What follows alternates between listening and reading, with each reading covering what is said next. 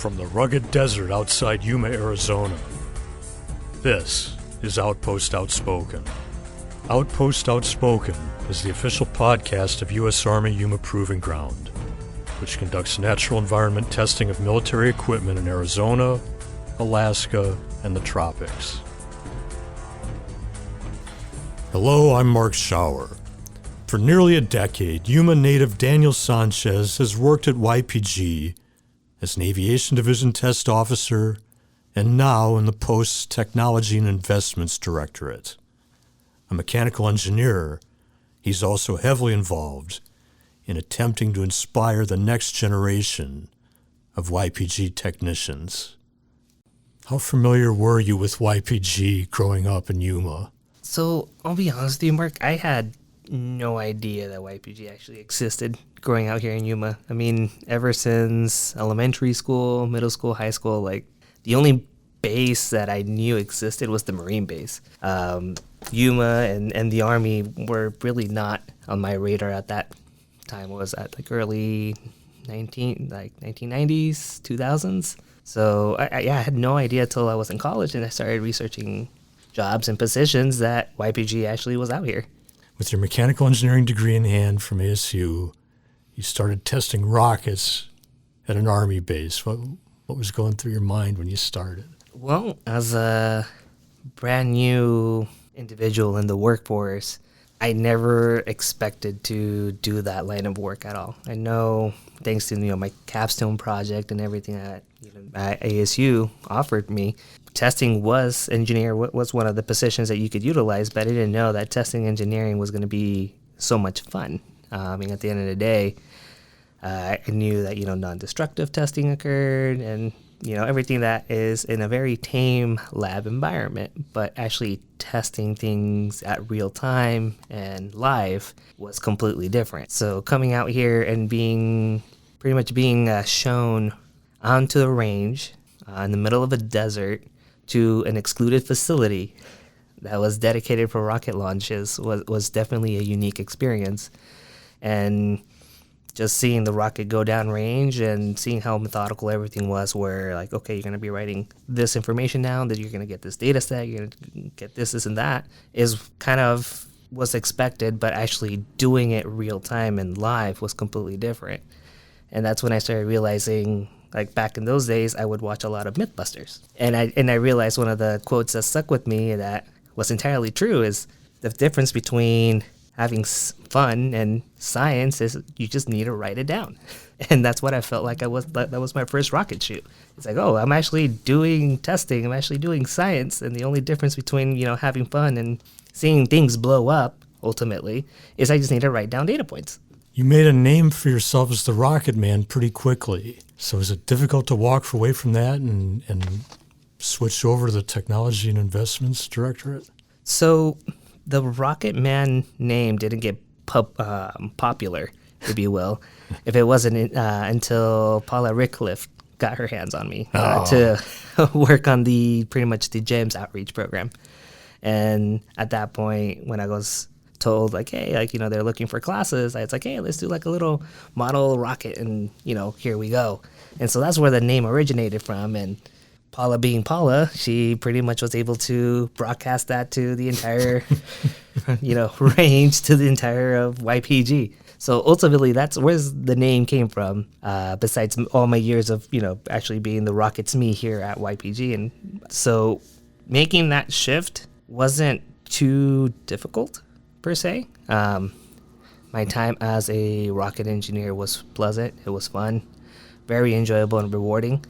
However, I personally was seeking more. I wanted help out an organization that helped me out. The best way I thought about doing that is to try to seek a promotion. However, that didn't seem to be within the realm of possibilities at the time I was there.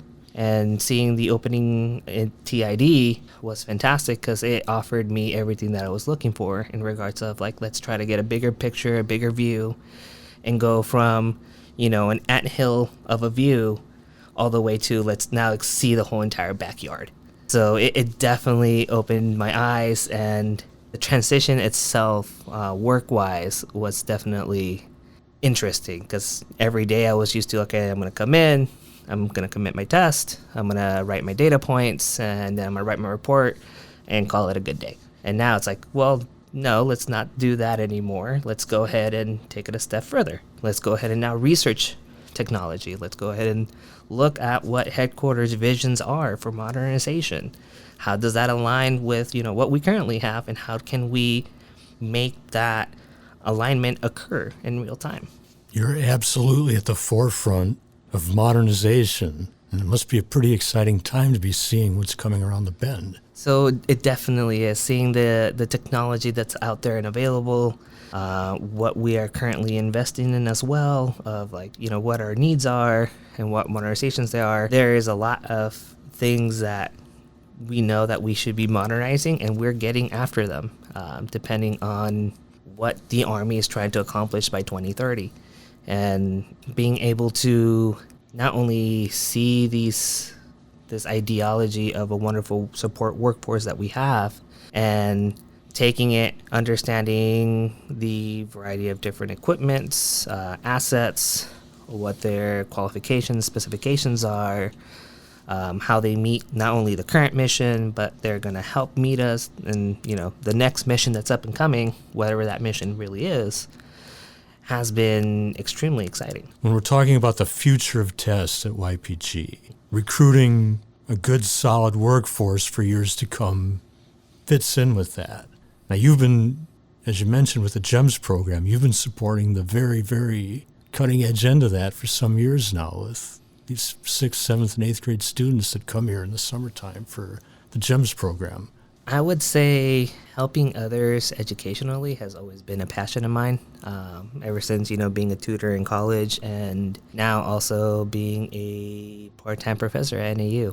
I've always enjoyed, educating the next generation on whatever it is. In this particular case, it's, when talking about rockets, we're talking about particular forces and how do forces affect it, and what does it mean for the rocket to go up and when it comes down. Having them not only understand the concepts, but understand that there is a way to learn. And I think that's the biggest takeaway I have, and the biggest pleasure I get out of it is everybody's different. So even the students that were in these 6th, 7th, and 8th grade, everybody learns differently. What does that entail? Am I maybe not, my explanation's maybe not enough. Maybe I need to show a picture of it, and maybe a picture's not enough. Maybe they need to get their hands directly on the material. So it's tailoring to them and showing them, hey, learning math and science is not a scary thing. Yeah, it can get difficult and hard, especially when you're doing, math equations that span 3 different pages, but it shouldn't be scary. It's just a process that's been proven before and can be proven over and over again. So I've always gotten a pleasure from that. And since you're mentioning GEMS right now, one of my best memories that I have is that recently we had some interns that came through YPG. And funny enough, some of those interns actually went through GEMS. Wow. And they were like, yeah, I remember you're the rocket guy. You're helping on the GEMS program. And, we launched rockets up in the air. I was like, holy smokes. These people are coming out here to YPG now. These little kids that I was teaching, or, for 1 hour in a June summer hot day, are actually got passionate enough about science and the community and YPG to actually try to intern here and hopefully get successful jobs over here as well. Daniel, it's really good talking with you today. Well, I appreciate the invite. Alaska tends to enchant people who come despite its intense hardships. Arctic Regions Test Center security specialist Guy Lene has lived there for nearly 20 years after intending to stay for no more than 3. Today, he is very active in Delta Junction's local community. How did you wind up coming from Minnesota to Alaska? Met my wife, and in our college years, and then after graduation, we got married and we moved. We lived in Minnesota, and she started in her career. She got going in her career really well, and she was told by her mentor to look for a job outside of in a different state to expand her career. And so we just started looking at different states that we would be interested in moving to, and picked out 3 states, and then we started looking for job opportunities. And Alaska was one of those states that we chose, and she found a position, she applied for it, and she was accepted. And so then we moved up here to Alaska in 2006. Our initial plan was just to stay in Alaska for 3 years and then move back to Minnesota. But once we were up here, we fell in love with the state, everything it had to offer, and we ended up building a house and started a family, and here we are, still here. How much more rugged is life in Alaska than Minnesota? The vastness of the state is just enormous. You can get lost very easily, in a good way. You can get away from anything you want, and explore. It's an unlimited adventure. You can, go as extreme as you want, or keep it as light as you want. And it's a really good fit for us. We've done, float trips, with the family, and hunting trips. It's been a really good experience for us. A great place to raise kids, experience the wilderness and the wildlife. And yeah, we've really enjoyed it. How did you wind up at Arctic Regions Test Center? So when we moved up here, my wife had a job. I did not. And so when we got up here, I had to find a job. And coming from a criminal justice degree, I was able to get picked up with the Greeley Security Force. And then a couple years later, I got picked up with the civilian side for the Fort Greeley Police Department. Did 5 years there. And towards the end of that 5 years is when when my wife got pregnant, we realized we were going to have twins. And so I just started thinking about work schedule and, that life. I wanted to be around for my daughters on the holidays and not, the night shifts and everything. I just wanted a change of lifestyle. And so I started looking for a different position, and CRTC was hiring at the time, and everything worked out really well. And I got picked up at CRTC. Like the rest of Alaska, the ranges here are pretty vast. I know you've got a small shop here, so you've got your hands full. Yes, it is. It can be challenging at times, but it is definitely a high reward as well.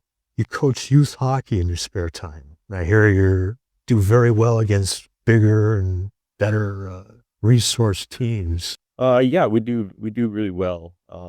Everything that our organization is ran off is just by donations, so there's no steady income, and we do really well. Great coaching staff, great volunteers help out. In the end, the kids are the ones that benefit from it. We've been able to go to tournaments throughout the state and bring home championships, both on co-ed and all-girls teams. So it's been, Delta has had a really successful program for their youth hockey. You're talking all over, like Fairbanks is like 100 miles from here. Glen Allen's like 150. Yes. You travel all the way from Fairbanks to Anchorage to the Kenai Peninsula and down to Homer. You travel the entire state almost. You're coming up on 20 years in Alaska. It sounds like you've made the commitment. You're going to be here a while. Yes, it is. It has gone by really fast. It was not a hard decision for us to stay. It's been great all around. You like working with your ARTC folks? I do. ARTC is very much one of the best places I've ever worked. The people are great. It is a family-oriented organization. I enjoy what we do. Hey, guys, it's really good talking to you today. I appreciate it. This has been Outpost Outspoken. Thank you again for listening. We'll see you next time from the forefront of Army transformation.